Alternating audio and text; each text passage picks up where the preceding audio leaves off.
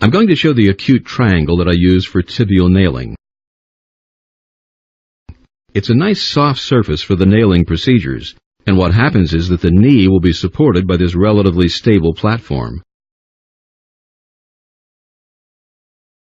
This can be brought onto the field because we have these custom bags into which the pieces can be placed.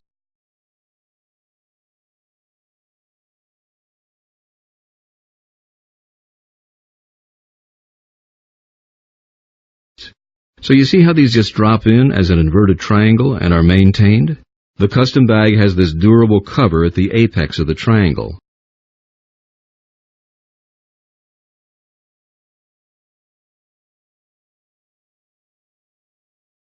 Again, quite stable, and the knee is allowed to sink into the acute triangle, providing stability.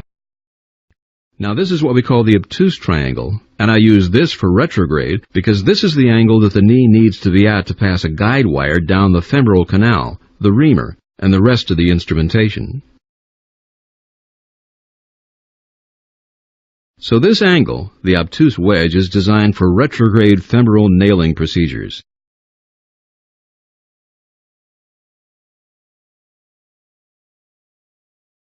Now, in the case of a retrograde femoral nailing procedure, one would typically, with a freehand approach, want the patient tipped up approximately 25 degrees. So this is a body wedge which really fits underneath the thorax and the buttock to tip the entire patient up during the procedure. The lateral wedge tips up underneath the thorax and buttock to be able to do that.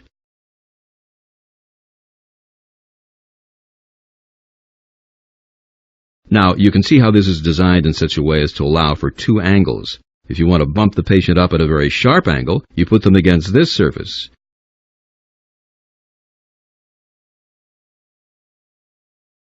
If you want to bump them up at a more gradual angle, you put them at this surface.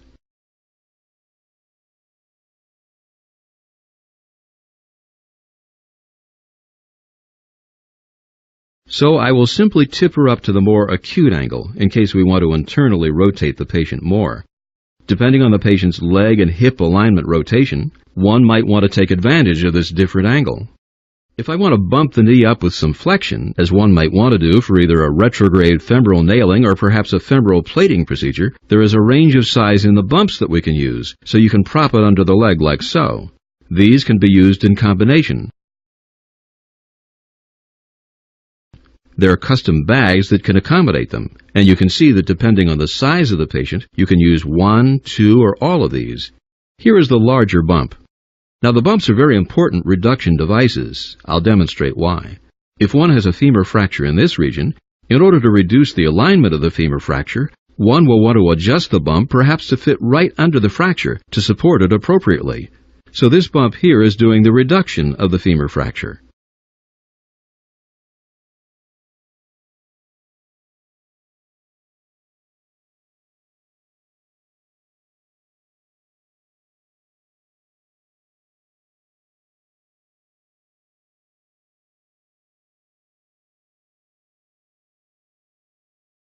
I'm going to demonstrate the leg elevator, and that's generally for cases in which we're working on injuries or fractures below the thigh.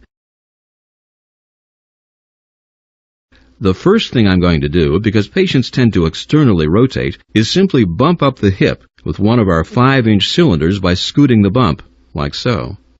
And now the foot is in a neutral position. This is the bone foam ramp, which we simply position under the leg like so, and this angle accommodates the buttock. This elevates the leg that the surgeon is operating on and takes the other leg out of the field for C-arm imaging.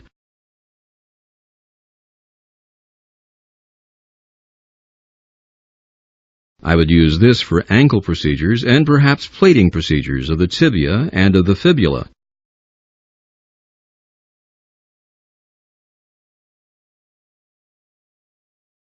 And this is designed in a way to be able to go under the drapes or over the drapes in a custom bag.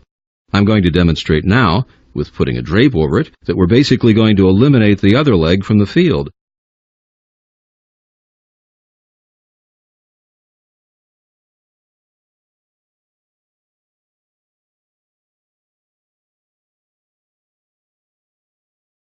The operative leg is now elevated to allow clear lateral imaging.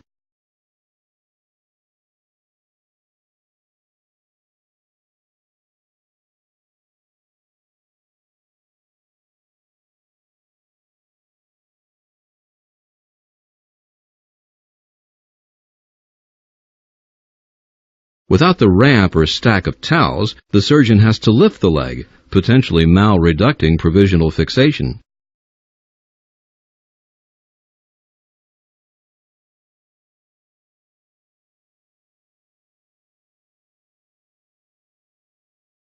Here I'm simply going to demonstrate the placement of the leg elevator in a sterile bag.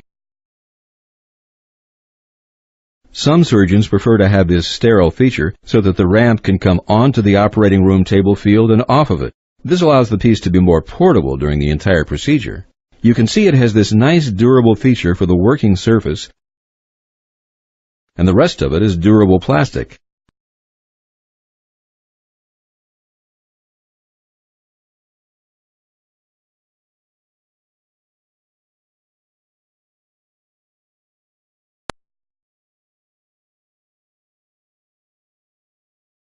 I'm going to be discussing one of our most popular pieces called the leg tunnel. We use it when we want to work on a leg while the patient's in the lateral decubitus position. Typically, the calcaneus fracture would probably be what it's more commonly used for, although it could be used for posterolateral bone grafting. And surgeons have gotten creative for other types of procedures as well. I'll describe the features of the leg tunnel. This is the undersurface, which is what the piece is named for, the leg tunnel. So this will accommodate the down leg. And I'm going to flip it over. This side will become the surgeon's working surface. The top leg, the leg in which the surgeon is working, will lay on top.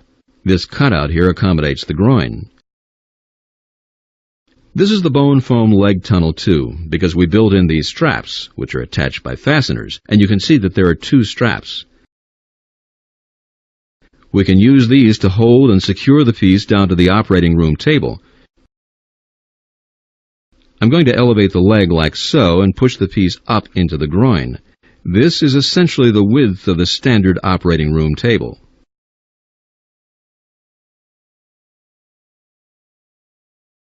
Now you can see that the leg tunnel accommodates the down leg, and so the surgeon can check underneath and make sure that, for example, the bony prominences are well padded at the malleolus, and that the perineal nerve is also either supported or allowed to be suspended, so we don't get problems related to the perineal nerve. The tunnel is also off to one side, and that allows us to be able to image with C-arm, for example, the calcaneus, like so, in a way that offsets the up leg from the down leg.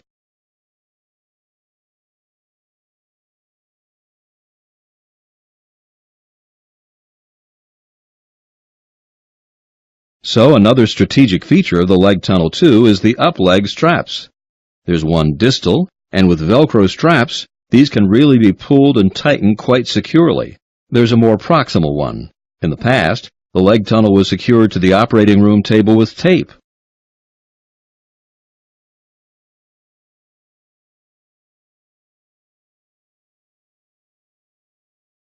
This has been a significant enhancement that our surgeon clients seem to like very much. The leg tunnel is not sterile. This piece actually goes under the drapes. Some of our pieces are designed to go above the drapes or below the drapes, but this piece is larger and it goes under the drapes. So what we do is cover the piece like so, and this becomes the surgeon's working surface.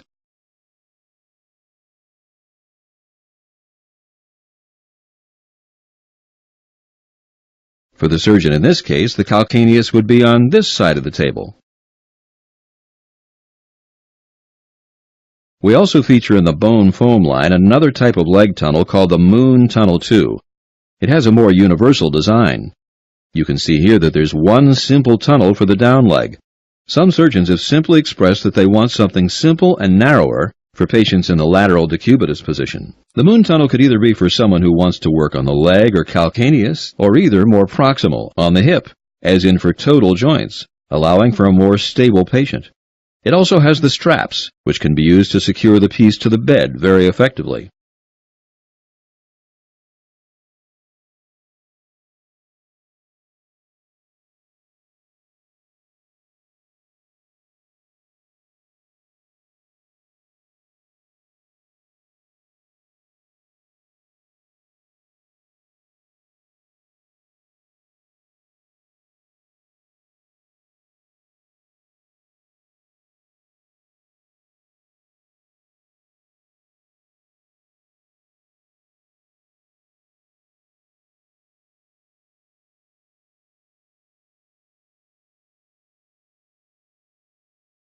What I'm going to be doing is showing our relatively new product called the Sacral Prop.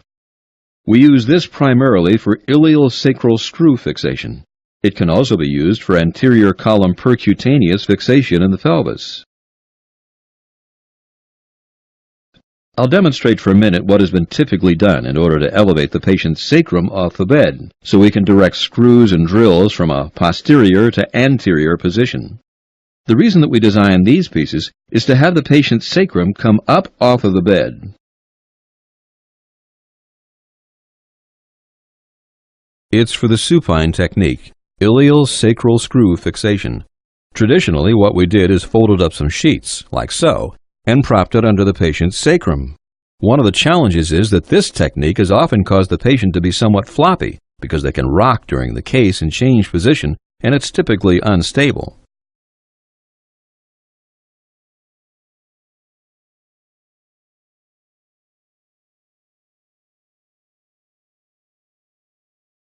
Now I'm going to show our new product called the Sacral Prop. You see, there is somewhat of an elaborate design here, and that is to allow the torso or the flank area to be cradled in this area, with these built-up edges to again support the flank. The prop piece actually details where the sacrum should be. The buttock, and of course this goes in the buttock crease, and there is an indicator here that says proximal and distal.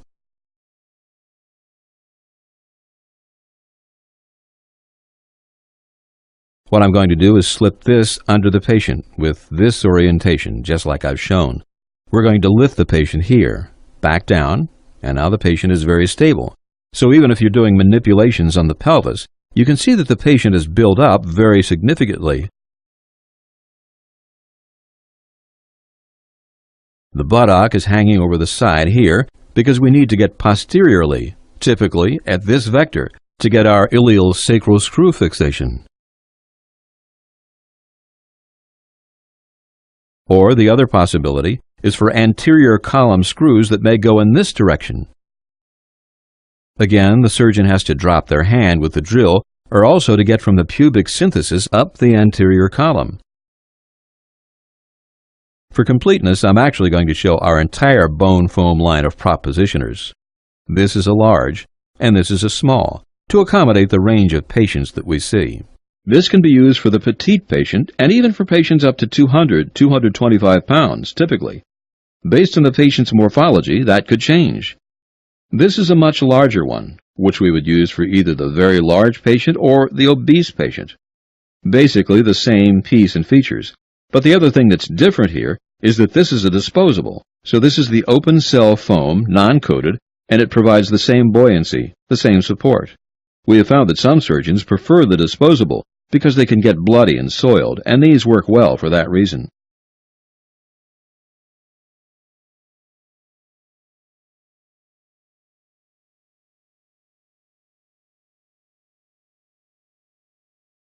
I'm going to be setting up a patient in the lateral decubitus position so that we can demonstrate the upper extremity bone foam positioners.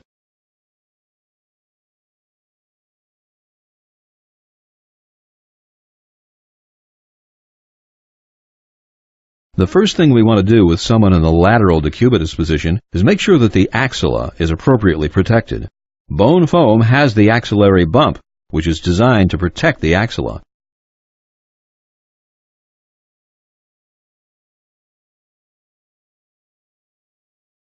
The axillary bump doesn't work with the upper extremity wedges, so we use this small cylinder for that purpose. So I'm going to scoot the patient up like so. This will rest right under her latissimus, leaving the axilla free of any pressure. The next thing I want to do is create a platform for the upper extremity wedge positioner.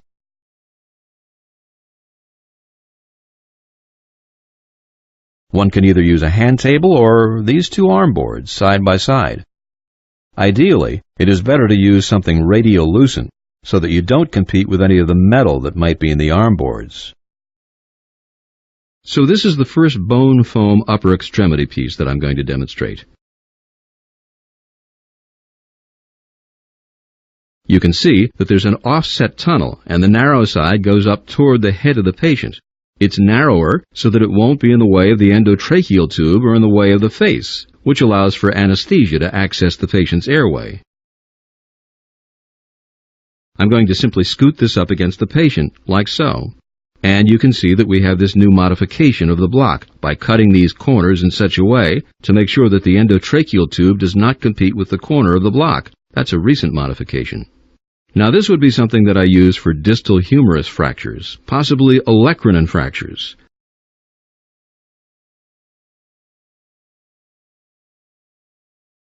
And some people prefer the elbow to just be at 90 degrees, like so, while doing this work.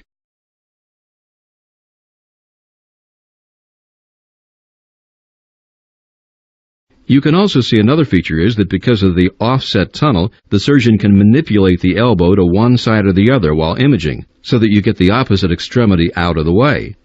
An alternative to this 90-degree position would be our upper extremity positioner, which allows for some extension of the elbow, which I will demonstrate next.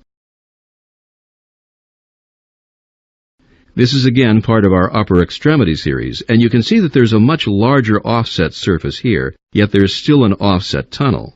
This allows us to be able to access the down extremity and protect it from the IV, and make sure the IV is not kinked, even allow anesthesia to access it.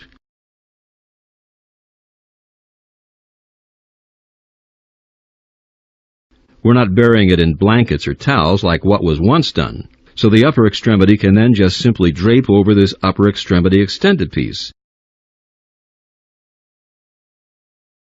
Again, it has the cutout, which then allows for the endotracheal tube to not compete with the wedge positioner. These come in different sizes as well to accommodate both small and large frames. The upper extremity wedge and block in this case are under the drape, and I almost always use it that way. Conceivably, one could bring it in over the drape, but what I do is simply drape out the wedges in this fashion.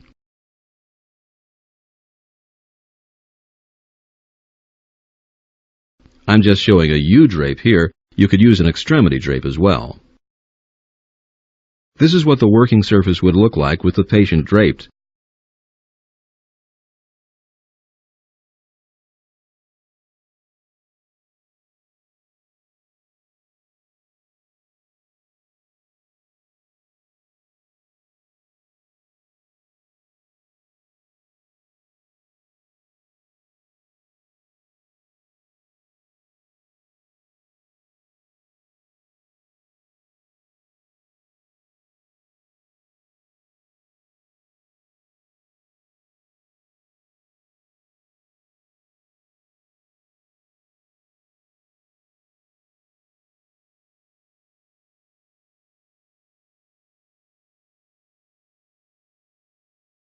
I'm going to be discussing the newest member of our bone foam family, the gully. But before demonstrating this new product, I want to just demonstrate what we might typically use for an irrigation and debridement of an extremity today. Surgeons do different things, but it would not be uncommon to use a basin like this to capture the water. Needless to say, this doesn't necessarily capture a lot, and there tends to be a lot of spray. The field gets quite messy and wet, so what I'm going to do now is slip the gully underneath the extremity so that you can see the features of this new product. First of all, it's shaped like a gully, with an open cylinder to accommodate the leg.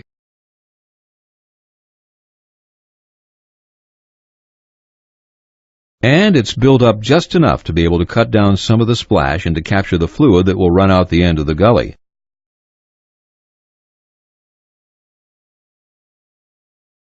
To make it even more protective to the operating team, we have created a cover for the gully that can simply Velcro down, and if it's not desired, simply Velcro back. I'm going to show it Velcroed down now. And you can see there's a slit hole in the top, into which I can put a pulsivac and do a significant amount of irrigation, and this is going to trap the majority of the fluid.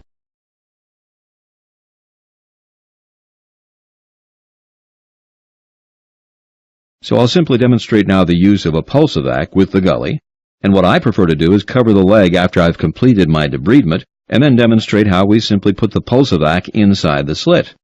We can now perform our irrigation very effectively. You see that there's essentially no spray into the operative field. This also mitigates the risk of infectious contamination to the surgical team.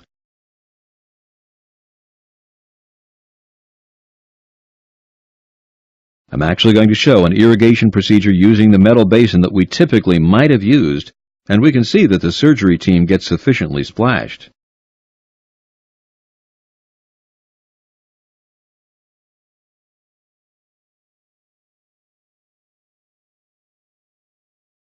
So you might try to cover it, but the reality is that it's a very messy procedure. Here I am putting the Pulsovac underneath the cover, and you can see that there's very little splash factor on the curtain, because it's all being contained within the gully.